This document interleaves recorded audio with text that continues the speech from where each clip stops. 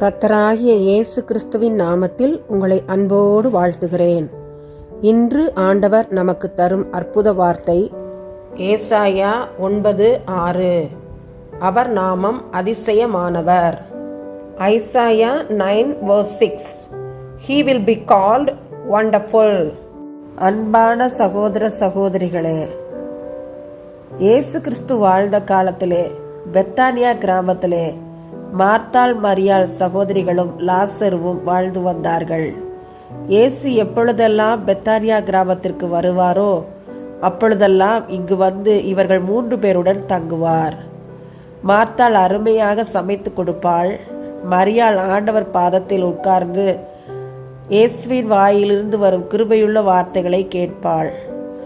இப்படியாக தொடர்ந்து நடந்து கொண்டே இருந்த ஒரு சமயத்தில் லாசரு மரணத்துக்கு ஏதுவான வியாதிப்பட்டு படுத்த படுக்கையாகிவிட்டார்.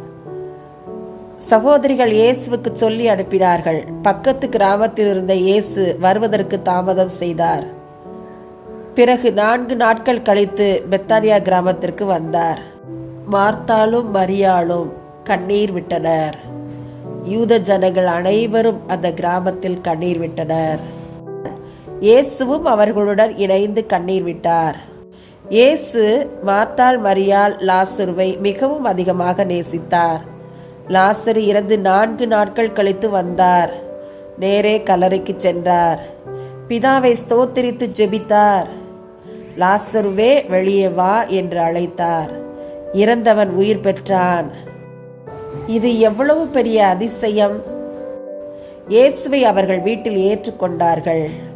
மரியாள் கர்த்தருடைய வசனங்களை கேட்க ஆவலாயிருந்தாள். இவர்களுக்கு உதவியாக லாசரு காணப்பட்டான். இன்றைக்கு நம்முடைய வாழ்க்கையிலே ஆண்டவர் அதிசயங்களை செய்கிறவராக காணப்படுகிறார். உலகம் எதிர்பார்த்திராத அதிசயம் அற்புதமாக அது காணப்படும். நிச்சயம் அது நம் வாழ்வில் நடக்கும். நாம் காத்திருப்போம், ஜெபிப்போம், இயேசுவை நேசிப்போம். இயேசுவுக்கு நம் வீட்டில், நம் இதயத்தில் இடம் அளிப்போம்.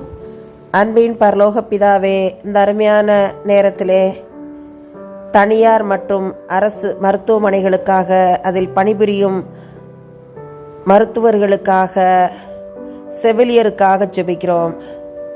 கர்த்தருக்கு பயந்து உண்மையோடு தங்கள் பணியினை செய்ய அவர்களுக்கு கற்றுக்கொடும். மருத்துவமனையில் சேர்க்கப்பட்ட ஒரு பெண்ணுக்கு தவறான சிகிச்சை அளித்து இறந்து போன அந்த அருமையான தாயை நினைக்கிறோம். பிள்ளைகள் கதறுகிறார்களே, யார் ஆறுதல் படுத்துவார்? ஆண்டவரே, நீர் இரக்கம் காட்டும்படியாய் ஜெபிக்கிறேன் சுவாமி.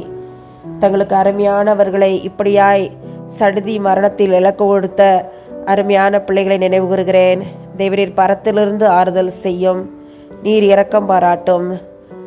பணத்திற்கு ஆசைப்பட்டு தவறான சிகிச்சையை துணிகரமாய் கொடுக்கிற மருத்துவர்களுக்காக, செவிலியர்களுக்காக காலம் தாழ்த்தும் அந்த மக்களுக்காக ஜெபிக்கிறோம். உணர்வுள்ள இதயத்தை தாரும், மனதாபிமானத்தை தாரும்.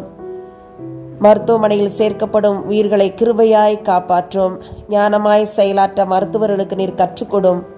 உடைய அன்பின் கருத்திற்குள்ளாய் இந்த ஜெப குறிப்பை ஒப்பு கொடுத்து ஜெபிக்கிறேன். எங்கள் ஜெபத்தை கேட்டு மருத்துவர்களுக்கும் செவிலியர்களுக்கும் நல்ல அறிவை தரும்படியாய் ஜெபிக்கிறேன். இயேசுவின் மூலமாய் எங்கள் ஜெபங்களை ஏறெடுக்கிறோம். ஜீவனுள்ள எங்கள் நல்ல பிதாவே, ஆமேன், ஆமேன்.